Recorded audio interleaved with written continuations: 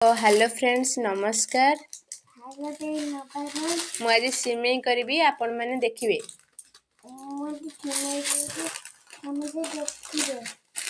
କିଛି କାଜୁ କିସମିସ ଆଉ ପେସ୍ତା ଚିନି ତେଜପତ୍ର ଆଉ ଲୁଣ ଆଉ ସିମେଇ ପ୍ୟାକେଟ କ୍ଷୀର କିଛି ନେଇଛି। ତେଲ ପକେଇବେ। ତେଲ ପକଉନୁ।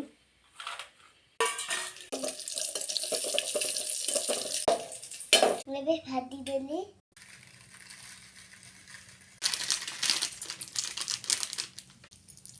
ଭାଜି ହେଇଗଲି।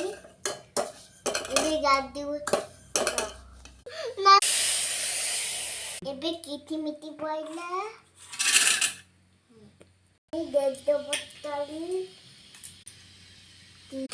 ଏବେ ରେଡି ହେଇଗଲା ସିମେଇ ଥୁରଥୁରି।